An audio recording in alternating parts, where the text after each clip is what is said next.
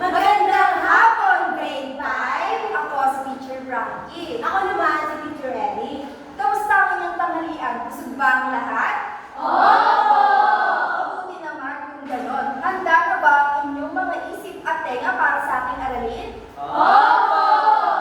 Ngunit bago yun, ay magkakaroon muna tayo ng pampasiglang awitin. Alam niyo ba ang awitin Ikaw ang Sunshine Ko? Hindi po. Okay. Mamaya ay magpapatugtog kami at sila teacher muna ang gagawa at sa pangalawang beses ay sabay-sabay tayo. Sasabayan natin ito ng paggalaw ng katawan. Okay, sila teacher muna ang gagawa.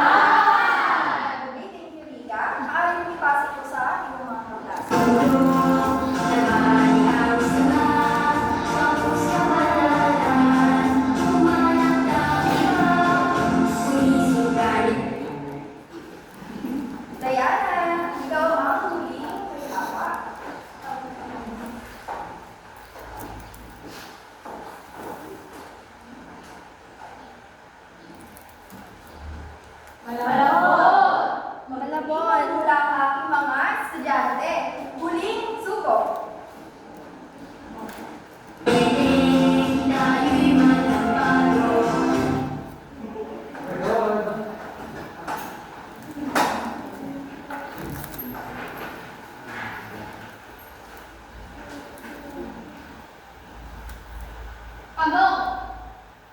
Tama. Maaari ka na ako.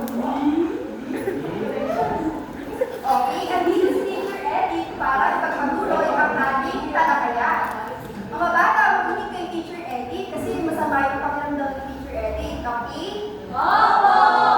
Maraming salamat, Teacher Frankie. Ayan mga bata, handa na ba kayong matuto ngayong araw? Opo! Pero bago yun, subukan muna natin ito. Halimbawa, tatawagin niyo ang kaklase niyo na katabi niyo lamang. Paano niyo ba siya tatawagin? Tatawagin niyo ba siya sa mahina o sa malakas na tunog? Mahina! Tama! Gawin nga natin mga bata, tawagin niyo nga ang inyong mga kaklase na katabi lamang. Ayan, magaling. Ngayon naman, paano naman kung ang tatawagin nyo ay nasa kabilang dulo ng silid? Ayan. Paano nyo sila tatawagin? Tatawagin nyo ba sila sa mahina o malakas na tunog? Malakas! Gawin nga natin mga bata. Blessing! Ayan, mahusay mga bata. Anong napansin nyo sa paggamit natin ng boses sa pagtawag natin ng mga klase nyo sa ibang-ibang distansya? Ano napansin nyo sa paggamit natin ng boses? Yes, Kimberly? Pag malapit na po, mahina at pag lumalayo po, lumalakas. Magaling. Ano pa? Ikaw nga, Ruel? Sir, katulad po ng sinabi ni Dago, hihina po kapag malapit po at pag malayo naman po ay malakas. Ayan, tama ang inyong mga sagot, mga bata. Ang paggamit natin ng boses ay nakadepende kung gaano kalayo o gaano kalapit ang makakatanggap nito. Pero sa musika, merong tawag dito. Alam niyo ba ang tawag sa paghina at sa paglakas ng tunog? Hindi po! Alam niyo ba mga bata, natalakay na natin to nung minsan nagklase tayo? Ito ay nagsisimula sa letter B. Ano kaya ito? Ikaw nga, Rod? Pwede po bang paulit ang tanong? Irish, maaari mo bang ulitin ang katanungan para kay Rod? Ito daw ang tawag sa mahina at malakas na tunog ng musika. Dynamics po ba? Mahusay, Rod! Ayan. Ngayon ay dadako na tayo sa ating talakayan. Ang ating tatalakayin ngayong araw. Ayan. Sabay-sabay na akong basahin ng malakas at malinaw. Ang mga antas ng dynamics. Ayan. Tatalakayin natin ang mga antas ng dynamics. Pero bago yun, alamin muna natin kung ano nga ba ang dynamics. Maaari po bang basahin ng sabay-sabay at malakas ang dynamics? Dynamics! Isa sa malagang elemento sa musika na nagpapahayag sa emosyon at kalagayang nais itong ipabatid sa nakikinig. Ito rin ang nagsisilbing lakas at hina ng musika. Kaya naman sa isang musical composition ay may mga simbolong nagpapahayag ng tamang lakas at hina sa pagtugtog nito. Ayan! Maraming salamat mga bata. Ang dynamics daw ay isang elemento na musika kung saan ito yung nagpapahayag kung ang tunog ba ay lalakas or hihina. Ngayon ay meron ako ditong chart. At tatalakayin natin ang mga antas ng dynamics. Maliwanag po ba? Opo! Umpisahan natin sa unang antas. Ang narinig po ba? Hindi po! Bakit po hindi narinig? Mahina! Tama, dahil ang una natin tatalakayin ay ang pianissimo. Ang pianissimo ay may simbolong dalawang P. Ano nga po ang simbolo? Dalawang P. Magaling. At may kahulugan. Pakibasa po. Napakalina! Salamat. Ngayon naman mga bata, pwede niyo ba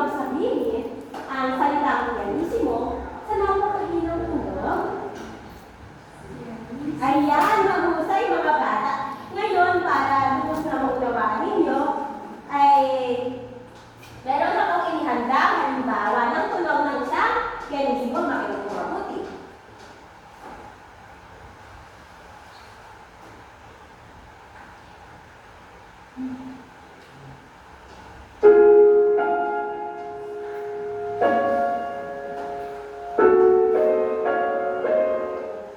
mga bata, ayan ang tunog ng isang pianissimo. At kung sa musika, ang antas na pianissimo ay may kahulugang napakahina, ganun na rin sa pakikipag-usap natin sa ating kapwa. Halimbawa na lamang ito. Ang sasabihin ko ay gagawin natin mga bata, okay? Opo! Halimbawa, habang nagkakaroon kayo ng pagsusulit o exam sa loob ng klase, ang katabi mo ay wala nang masagot. Ano kayang ibubulong niya? Gawin natin to, pero ito ay, mga bata, tandaan na ito ay isang halimbawa lang po, okay ba? Gawin na natin mga bata, nag-e-exam kayo sa loob ng klase, at ang katabi niyo ay wala nang masagot. Ano kayang ibubulong niya sa kanyang katabi? Ayan, naunawaan mo ba ang ibig sabihin ng pianissimo? Opo! Husay. Ngayon naman ay dadako na tayo sa pangalawang antas. Ang piano. Narinig mo ba? Ayan. Ang pangalawang antas ay ang piano. Ang piano ay may simbolo. Ano po ang simbolo? Magaling. At may kahulugang Mahina! sabihin niyo nga ang salitang piano sa mahinang tunog. Ayan, magaling mga bata. Ngayon ay may paparinig ako sa inyo isang halimbawa ng tunog ng piano. Makinig po ang lahat, okay? Opo!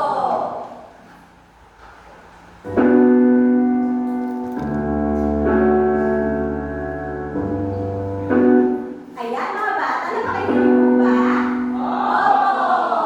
Ang piano po ay mas malakas naman ang kauli kumpara sa pianissimo. Ayan. Lumako naman tayo sa pangatlong antas. Ang mezzo-piano. Ano po yun? Mezzo-piano! Mahusay mga bata. Ayan. Ang mezzo-piano po ay may simbolong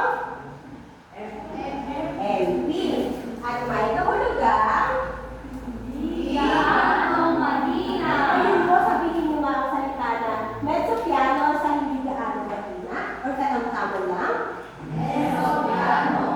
Yung mga bata, ngayon po ay mayroon akong ihandang tunog na mezzo-piano ito. Pakinggan niyo mabuti.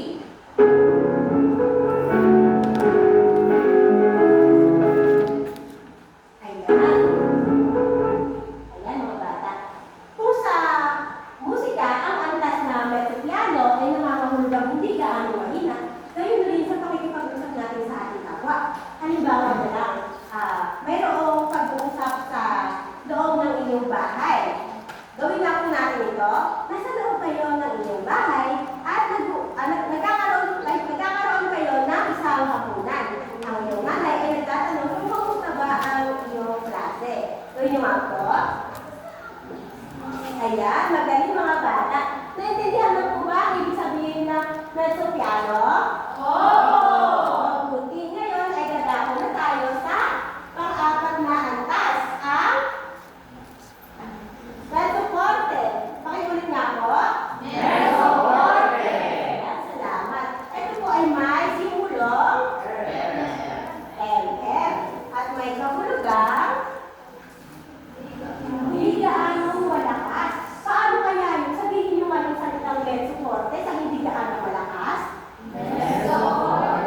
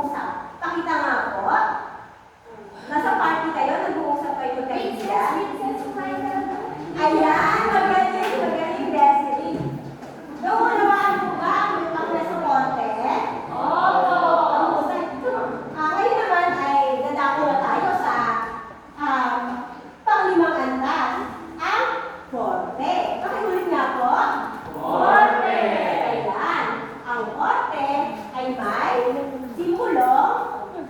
Ano po ang simbolo? At may kahulugang malakas. Sabihin nyo nga ang salitang korte sa malakas na tunog. Ayan. Meron ako halimbawa ng tunog ng korte dito.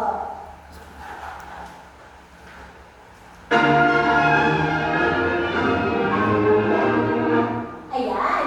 Ang forte naman ay ang mas malakas kumpara sa naunang apat na tinalakay natin. At ang antas ng dynamics na forte ay nangangahulugan ng malakas. Ganun din sa paggamit natin ng boses or pag nakikipag-usap tayo sa ating kapwa. Halimbawa na lamang ito. Nagkikismisan kayo sa isang lugar. Paano ba kayo magkismisan? Yung may malakas na tawa at kwentuhan, paano yun? Kapit na nga mga bata? Ayan, mahusay na mga bata. Kaya naunawaan niyo po ba ang ibig sabihin ng korte? Kung gayon, ay nadako na tayo sa pang-anim na antas, ang fortissimo. Pakiulit niyo po. Fortissimo. Ayan, fortissimo. Ang fortissimo po ay may simbolong drama at may kahulugang Malakas na malakas. sabihin niyo nga po ngayon ang salitang fortissimo sa malakas na tunog. Fortissimo! Sa mga bata. Kaya meron akong isang halimbawa ng tunog ng fortissimo.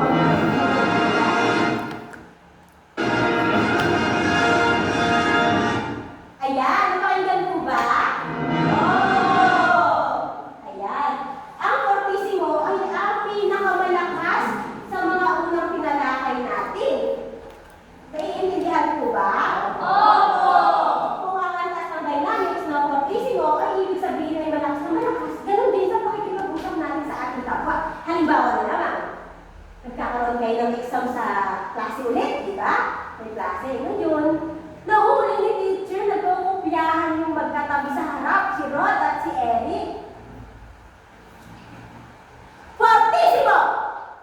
Zero! Ayan, naiintindihan mo ba?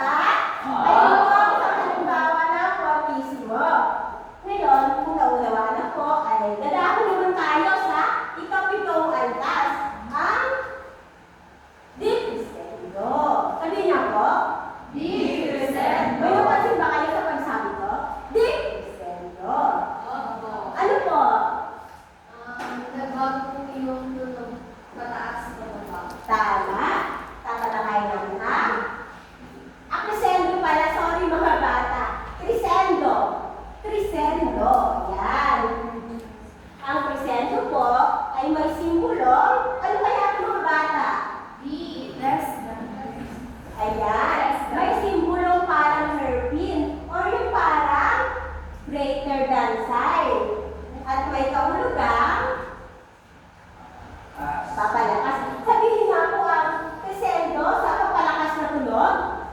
Zero. Ayan, mahusay. Ngayon naman ay mayroon akong halimbawa ng tunog na crescendo.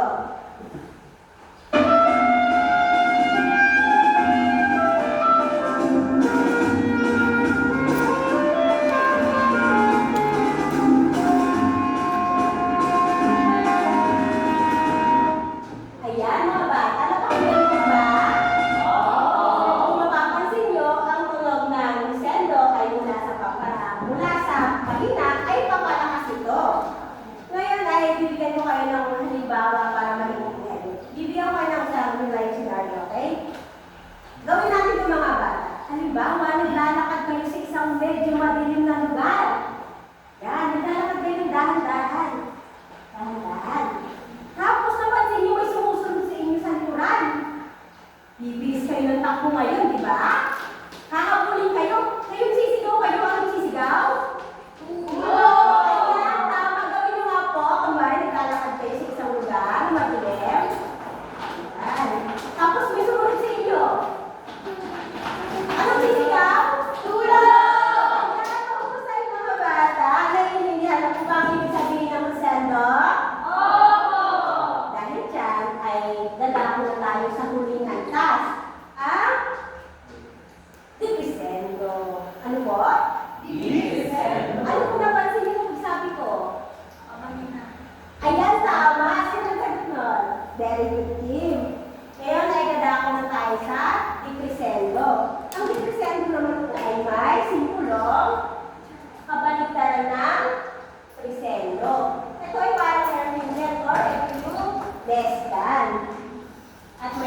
hanggang basahin na po.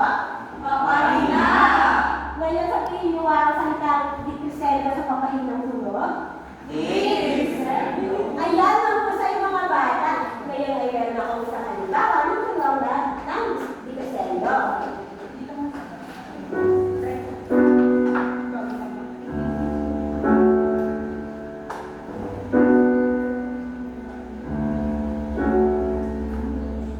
Ayan, napakinggan po ba?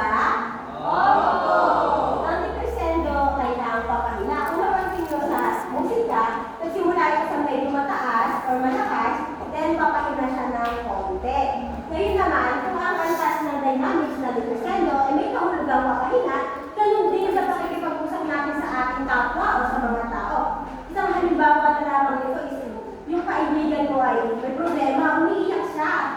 Gawin nga po natin, umiiyak siya ng malakas. Dahil galit na galit siya. Gawin nga po, mga bata, umiiyak yung kaibigan mo ng malakas na malakas.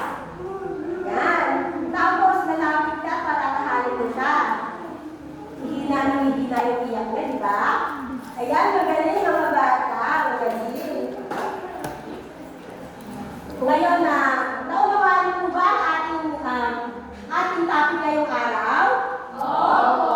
Mahusay kung gano'n. Ngayon ay nandito si Teacher Frankie para sa isang aktibidad, mga bata. Mga bata, nakinig ba kayo sa talakayan ni Teacher Edith? Ngayon ay susubukin ko ang inyong galing. Magkakaroon tayo ng pangkatang gawain. Ang klase ay mahati sa dalawa, ito ang unang grupo at ito ang ikalawang grupo. Tayo ay aawit ng maikling awitin, ngunit may kaunting hamon. Sa pagkanta ng isang awitin ay gagamit tayo ng iba't ibang antas na pinag-aralan natin kanina. Maliwanag ba, grade 5? Okay. Isang grupo muna ang gagawa nito, lilinya ng maayos dito sa gitna, at ang membro ay sunod-sunod na aawit. Maliwanag ba, grade 5? Okay, ang unang grupo muna ang tatayo dito at aawit.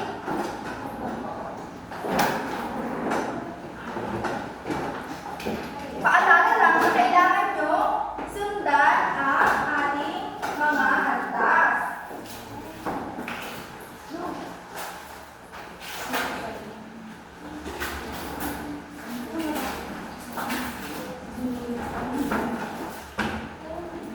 Handa na ba, grade 5? Hindi ko marinig. Handa na ba, grade 5?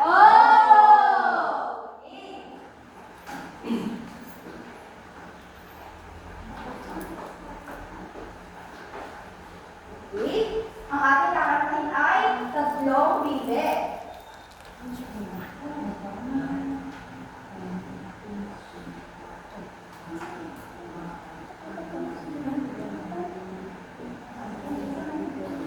Isang slide lamang ang kakatahin ko. Okay, ulitin natin ito mga bata. Bawat membro ay isang slide lamang ang kakatahin. Sunod-sunod nito ang gagawin.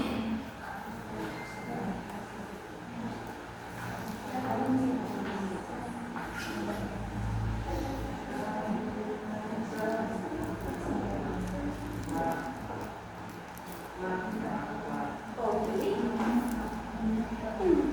Tayo nasa ilog ang sabi, kumende ang mga bibe.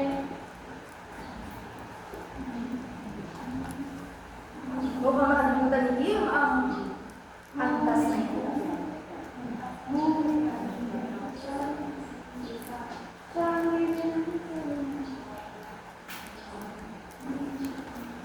Kwak, kwak, kwak, kwak, kwak, kwak. Sabi niya, kwak, kwak.